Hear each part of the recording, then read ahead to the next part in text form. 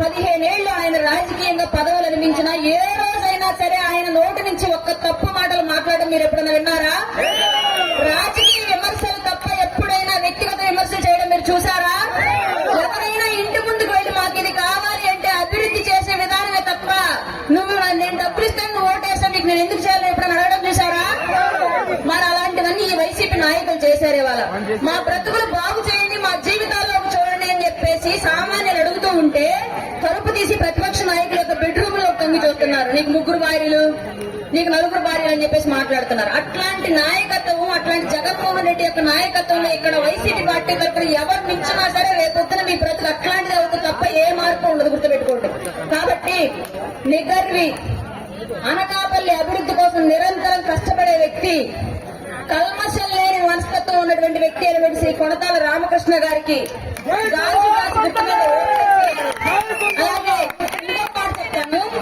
కేంద్రం నుంచి ప్రతి రాష్ట్రాలకి కొన్ని పథకాలు వస్తాయి.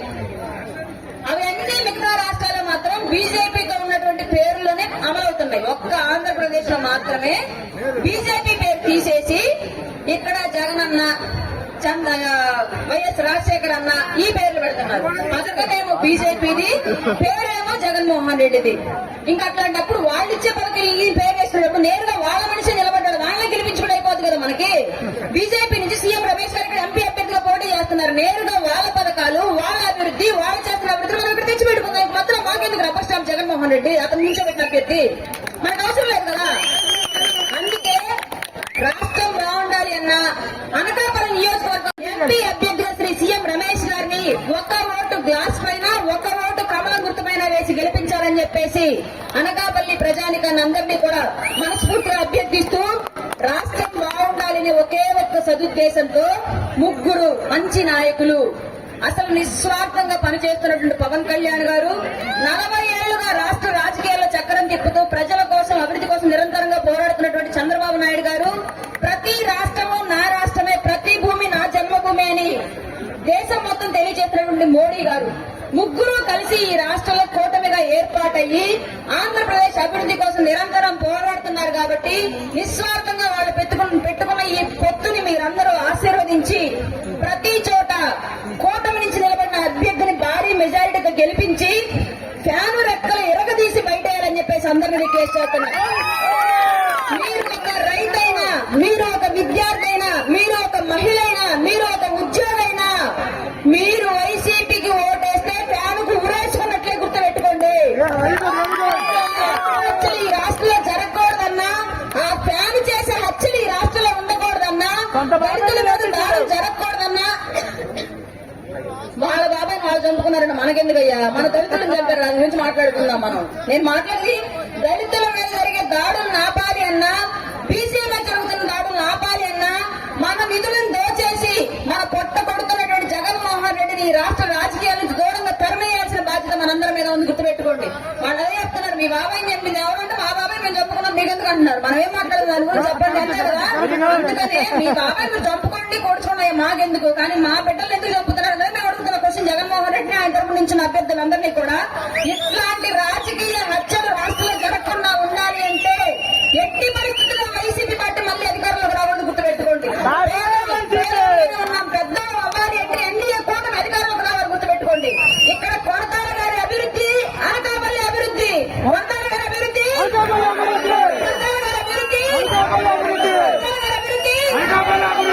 రమేష్ గారి అభివృద్ధి, Janasena party, BJP party, TDP party, NDA ఐక్యత, జనసేన, టీడీపీ, బీజేపీ నుంచి ఆయన మద్దతు పలుకుతే ఈ రోజు మీ ముందు ఇంత ఇదిగా నిలబడుతున్నా. ఈ రోజు ఎక్కడ పోయినా కూడా అనకాపల్లిలో ప్రజలు బ్రహ్మరథం పడుతున్నారు ఈ కూటమి అభ్యర్థులు, ఎమ్మెల్యే అభ్యర్థులకి, పార్లమెంట్ అభ్యర్థిగా. అంతకన్నా నాకు అదృష్టం ఇంకేం లేదు. ఎందుకంటే ఈ రోజు ఎక్కడ చూసినా కూడా అనకాపల్లి హాట్ సీట్ అయిపోయింది ఆంధ్రప్రదేశ్ లో.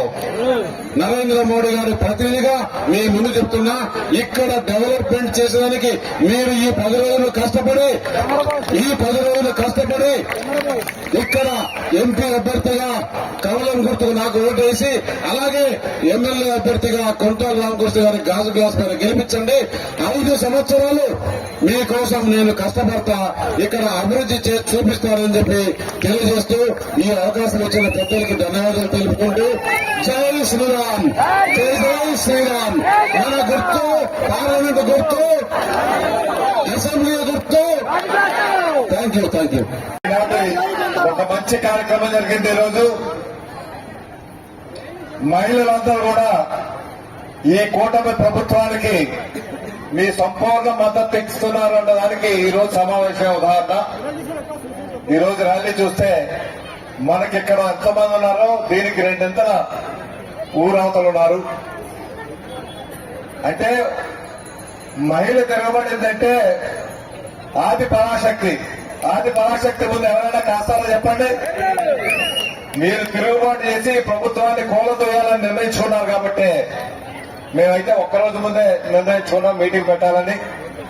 ఒక్క రోజులో ఇంత ఆదరణ చూపించి వచ్చినటువంటి మీ అందరికీ కూడా మరొకసారి నా హృదయపూర్వక పాదాభివందనాలు.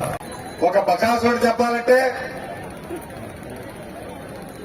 మహావిష్ణువు ఏ అవతారం ఎత్తాడు? మోహిని అవతారం ఎత్తి ఒక స్త్రీ కాబట్టే చంపగలిగాడు బకాసురుడిని. ఈ రోజు కూడా మనకు ప్రభుత్వంలో ఉన్నటువంటి ఒక బకాసుర ప్రభుత్వం ఇది. ఈ ప్రభుత్వాన్ని ఎవరూ ఏం చేయక్కర్లేదు. ఆయన నెత్తి మీద ఆయనే చేయి పెట్టుకునే రోజు రేపు 13వ తారీఖు వస్తుంది.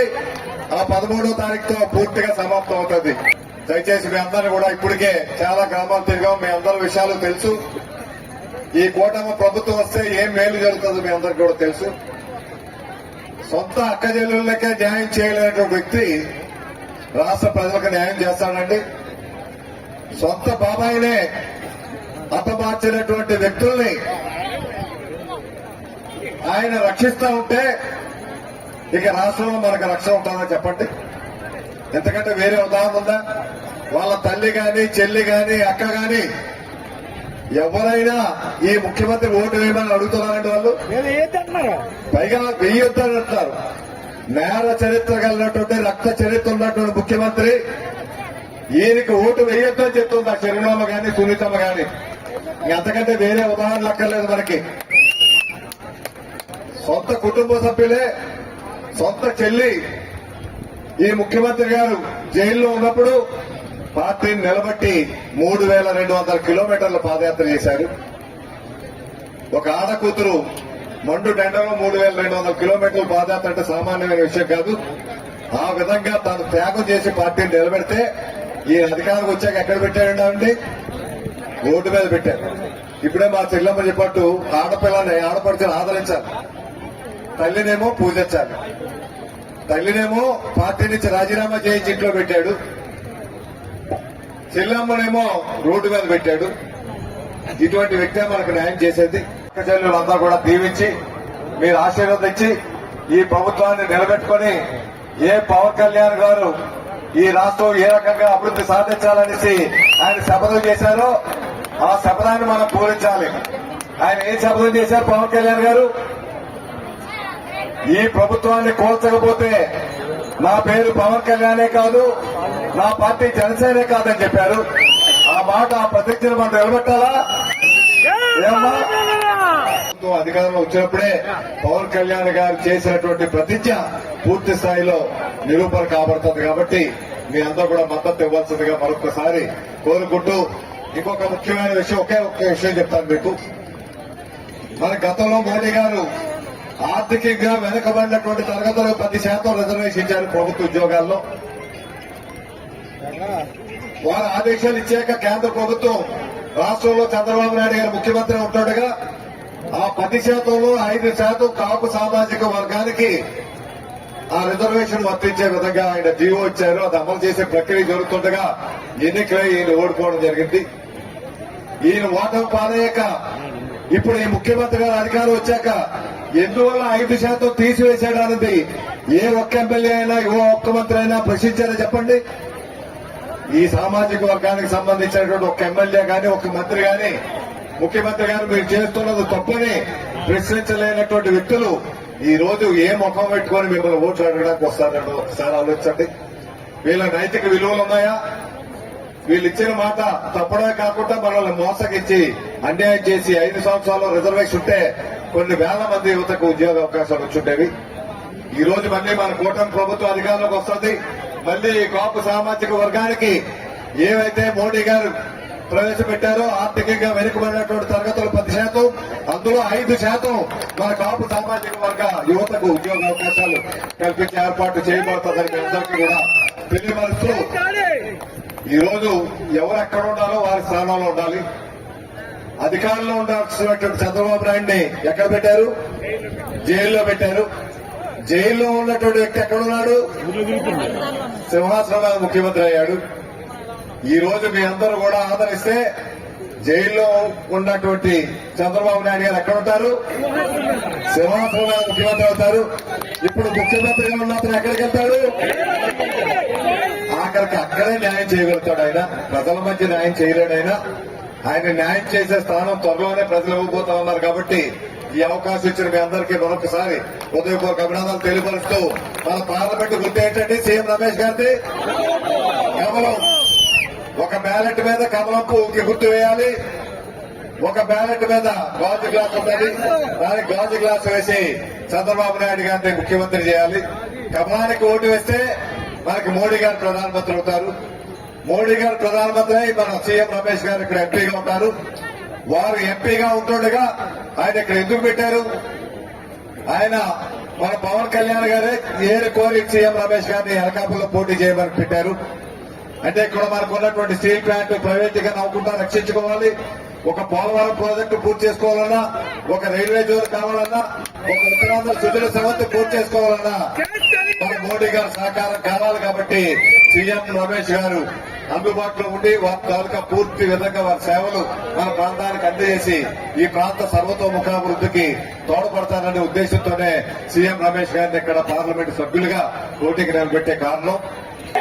జై తెలుగుదేశం, జై భారతీయ జనతా పార్టీ, జై మోడీ.